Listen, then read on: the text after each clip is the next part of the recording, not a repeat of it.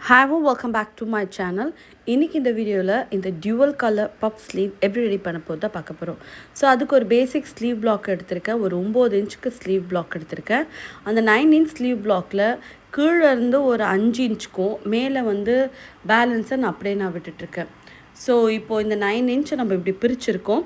So இப்போது இந்த sleeve பேட்டர்னை எப்படி இருக்கோ அதே மாதிரி நம்ம கட் பண்ணிக்கிறோம். ஓகே.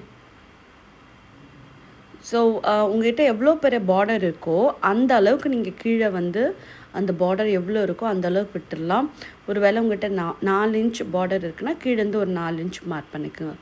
ஸோ எப்போ பஃப் ஸ்லீவ் பண்ணாலும் கண்டிப்பாக அந்த வந்து ஃப்ரண்ட்டில் உள்குழி லைட்டாக கொடுப்போம் இல்லையா, அந்த மாதிரி கொஞ்சமாக ஃப்ரண்ட் பார்ட்டை கொஞ்சம் கட் பண்ணி எடுத்துக்கணும். ஓகே. ஸோ இப்போ இந்த பேட்டர்னில் பார்டருக்கு தனியாக பஃப்க்கு தனியாக ஸ்லீவை 2ஆக பிரிக்க போகிறோம். ஸோ இப்போ நான் கொடுத்துருக்க அந்த கீழே 4 to 5 இன்ச் கொடுத்துருக்கேன் இல்லையா, அது வந்து பார்டருக்கும் மேலே இருக்க இந்த பார்ட் வந்து பஃப்காகவும் நான் எடுத்திருக்கேன். ஓகே. ஸோ இப்போ இதில் தான் நான் வந்து அந்த பார்டர் மாதிரி கொடுக்க போகிறேன். ஸோ அதுக்கு வந்து பார்த்திங்கன்னா ஒரு டிஷ்யூ ஃபேப்ரிக் எடுத்திருக்கேன். அந்த டிஷ்யூ ஃபேப்ரிக்கில் ஸோ இந்த அளவுக்கு, அதாவது நம்ம அந்த பீஸை வச்சோன்னா மேலே கீழே தையலுக்கு அரை இன்ச் இருக்க மாதிரி பிளான் பண்ணி 2 பீஸ் எடுத்துக்கிறேன். So right hand side left hand side ஸ்லீவுக்கு நமக்கு வந்துடும். ஸோ அடுத்து வந்து லைனிங் கட் பண்ணுறோம். லைனிங் கட் பண்ணுறதுக்கு வந்து பார்த்திங்கன்னா இப்போ வச்சுருக்க ஸ்லீவ் பேட்டர்னில் அரை இன்ச் கீழே விட்டுட்டு அதுக்கப்புறம் நான் இந்த மாதிரி இதை லே பண்ணுறேன். மேலே வந்து பார்த்தோன்னா நமக்கு ஒரு 2.5 இன்ச்லேருந்து 3 இன்ச் மேலே எக்ஸ்ட்ரா வர மாதிரி ஃபேப்ரிக்கை விட்டுட்டு அதுக்கப்புறம் நம்ம வச்சுருக்க அதே ஸ்லீவ் பேட்டர்னை இங்கே ட்ரா பண்ணுறோம். இங்கேருந்து இப்போ நீங்கள் இந்த வீடியோவில் வந்து ஸ்டார்டிங்கில் பார்த்துருக்கலாம், அந்த பஃப்பை நல்லா தூக்கி நிற்கும், லைக் அமுங்காமல் பாடியிலேருந்து தனியாக அது நிற்கிற மாதிரி இருக்கும். அதுக்கு இங்கேருந்து ஒரு 1லேருந்து 1.5 இன்ச் இந்த பக்கமாக நீங்கள் கொடுக்கும்போது பஃப் வந்து ரொம்ப அழகாகவே நிற்கும். நார்மலாக வந்து என்னை பார்க்குறவங்க மோஸ்ட்லி கேட்குறது வந்து நான் டெய்லர்ஸ் கிட்ட தைச்சாலும் சரி இல்லை நான் தைச்சாலும் பஃப் வருது, ஆனால் அது நல்லா தூக்கி நிற்க மாட்டேங்குதுன்னு சொல்லுவாங்க. ஸோ அது பண்ணுறதுக்கு இது ஒரே ஒரு ஸ்மால் டிப் தான். மேலே மட்டும் 3 இன்ச் ரைஸ் பண்ணாமல் இப்போ காட்டின மாதிரி உங்களோட லெஃப்ட் ஹேண்ட் சைடில் 1.5 இன்ச் மேக்ஸ் ஆஃப் நீங்கள் கொஞ்சம் எக்ஸ்டெண்ட் பண்ணிவிட்டு பண்ணும்போது உங்களுக்கு வந்து பஃப் நல்லா தூக்கி கொடுக்கும். ஸோ சென்டர் நாச் அடிச்சுட்டு ஏதாவது ஒரு பக்கத்தை நம்ம ஃப்ரண்ட்டுக்காக உள்குழி இப்படி கட் பண்ணி எடுத்துக்கலாம். ஸோ ஸ்லைட்டாக ஒரு 1/2 இன்ச் போல் இதை கம்ப்ளீட்டாக நம்ம கட் பண்ணிடுறோம்.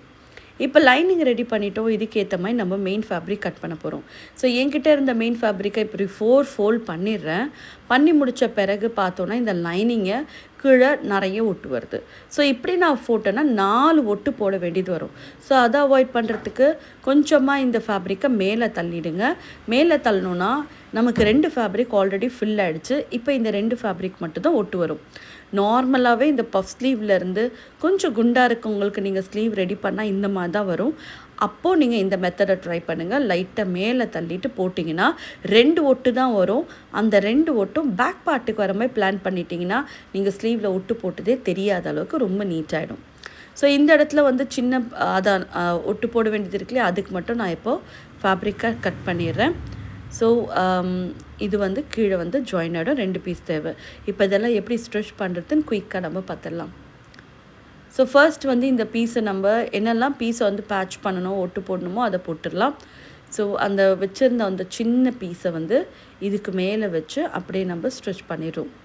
துணியோட ப்ரிட்டி ஃபேஸிங் டுகெதரில் வச்சு இதுக்கு மேலே ஒரு தையல் போட்டுக்குங்க. ஸோ அதை முடித்த பிறகு லைனிங் பார்ட் வைக்கிறேன். லைனிங் வந்து துணியோட ராங் சைடில் அப்படியே வச்சு நான் ஸ்ட்ரிச் பண்ணிடுறேன் என்டையராக. அதாவது சுற்றி ஒரு டாப் ஸ்ட்ரிச் மாதிரி பேஸ்டிங் மாதிரி இதை போட்டு இதை ரெடி பண்ணிக்கிறோம். ஓகே. ஸோ பேஸ்டிங் போடும்போது என்ன ஆகும்னு பார்த்தீங்கன்னா, அதாவது மெயின் ஃபேப்ரிக்கும் லைனிங்கும் ஒரே துணியாக மாறிடும். பேஸ்டிங்னா என்னென்னா மெயினையும் லைனிங்கும் சேர்த்து தைக்கிற ஒரு தையலை தான் நம்ம பேஸ்டிங் சொல்லுவோம். அது போட்டு இதை நம்ம ஃபினிஷ் பண்ணிட்டு சென்டர் நாச்சோ ஃப்ரண்ட் நாச்சோ கொடுத்து இப்போ இந்த ஸ்லீவ் பேட்டர்ன் ரெடி பண்ணியாச்சு. இப்போ அந்த சென்டர் அப்படியே ஃபோல்ட் பண்ணிவிட்டு நம்ம 2 இன்ச்சஸ்க்கு வந்து மேலே எக்ஸ்டென்ஷன் கொடுத்தோம் இல்லையா, அதையும் சென்டரையும் நம்ம மார்க் பண்ணிக்கிறோம். ஸோ இப்போ இந்த சென்டர் பாயிண்ட்லேருந்து கீழே அந்த டவுனுக்கு வந்து நம்ம இந்த கோல்டன் பீஸ் கொடுத்துருந்தோம் இல்லையா, இப்போ இதுதான் இங்கே லே பண்ண போகிறோம். ஸோ அந்த 2 இன்ச்சுக்கு மட்டும் நம்ம இதை மேலே வந்து ப்ளீட்டிங் பண்ணிக்கலாம். அதே மாதிரி அந்த 2 இன்ச்சுக்கு வந்து கீழேயும் நம்ம ப்ளீட் பண்ண போகிறோம். ஓகே. ஸோ இந்த சென்டர் நாட்ச், இந்த ஃபேப்ரிக்கோட சென்டர் நாட்சும் இதோட சென்டர் நாட்சும் ஒன்றா மேட்ச் ஆகுனா நமக்கு வெளியே பார்த்திங்கன்னா 2 இன்ச் துணி வெளியே தெரியுது இல்லையா, அது வரைக்கும் நம்ம இங்கே ப்ளீட் பண்ணணும். ஸோ இது கரெக்டாக 2 இன்ச்சோட கரெக்டாக முடியுமான்னு கேட்டால் முடியாது. மைட் பி அதிகமாகவும் ஆகலாம், இல்லை கம்மியாகவும் ஆகலாம். ஸோ அதுக்கேற்ற மாதிரி கூட குறைய நம்ம ப்ளீட் போட்டு இதை கரெக்டாக செட் பண்ணிடணும். இப்போ லைனிங் மேலே வச்சு பார்க்கும்போது பார்த்திங்கன்னா எனக்கு கரெக்டாக இருக்குது. இப்போ அதுக்கு மேலே மெயின் ஃபேப்ரிக் வைக்கிறோம். ரெண்டுத்துக்கும் நடுவில் ஒரு சாண்ட்விச் மெத்தட் மாதிரி பண்ணி இது நம்ம ஸ்டிச் பண்ணிடுறோம். ஸோ இந்த மெத்தடில் பண்ணும்போது உங்களுக்கு கம்ப்ளீட்டாக கன்சீல்டான ஒரு ஸ்லீவ் கிடைக்கும். உள்பக்கம் பார்க்கும்போது ரொம்ப நீட் ஃபினிஷ் இருக்கும், ரொம்ப பியூட்டிஃபுல்லாகவும் இருக்கும். ஸோ அப்படியே இதுக்கு மேலே சென்டரை மேட்ச் பண்ணிக்கோங்க. சென்டர் தான் ரொம்ப முக்கியம். ஸோ சென்டர் டு சென்டர் எல்லாம் மேட்ச் ஆகிற மாதிரி வச்சு இப்படி ஸ்டிச் பண்ணிடுவோம். ஸோ அது மட்டும் இல்லாமல் கீழே டவுன் பார்ட்டை கூட நம்ம கன்சீல் மெத்தட் பண்ண போகிறோம். அதுக்கு முன்னாடி இந்த பகுதியை டாப் ஸ்டிச்சோ இல்லைனா உங்களுக்கு ஏதாவது ஃபேன்சி லேஸ் வேணாலும் கொடுத்து இதை ஃபினிஷ் பண்ணிக்கலாம். இப்போ இந்த டவுன் பார்ட்டை எப்படி ஃபினிஷ் பண்ணுறதுன்னு காட்டுறேன்.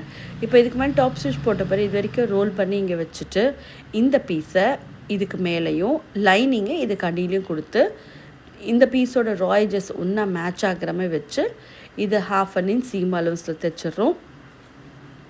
ஓகே, இப்படியே வச்சு இதில் 1/2 inch தையல் போட போகிறோம். ஸோ இப்படி தைச்சு நம்ம திருப்பும் போது பார்த்திங்கன்னா அந்த கீழே இருக்க ராய்ஜஸும் வந்து ரொம்ப நீட்டாக அழகாக உள்ள ட்ராப் ஆகிட்டு இந்த ஸ்லீவ் கம்ப்ளீட்டாக வந்து ஒரு சீம்லெஸ் ஸ்லீவாக உங்களுக்கு கன்வெர்ட் ஆகிடும். நார்மலாக வந்து தைக்கிறத விட அது எவ்வளோ ராங் சைடில் பியூட்டிஃபுல்லாக ஃபினிஷ் பண்ணுறோன்றது ரொம்ப முக்கியம். கண்டிப்பாக இந்த ஸ்லீவ் உங்களுக்கு பிடிச்சிருக்கும். ஆக்சுவலி இதில் வந்து இந்த ப்ளவுஸும் ஸ்லீவும் வந்து எங்கள் ஆஃப்லைன் ஸ்டூடெண்ட்ஸ்க்கு நாங்கள் தைச்சு காட்டின ஒரு விஷயம். ஸோ பார்த்தீங்கனாலே தெரியும் எவ்வளோ பியூட்டிஃபுல்லான ஃபிட்டிங் ப்ளவுஸ்லேயும் ஸ்லீவ்லேயும் இருக்குது. இந்த மாதிரி நிறைய வீடியோஸ் வேணும்னா லைக் பண்ணுங்கள், சப்ஸ்கிரைப் பண்ணுங்கள்.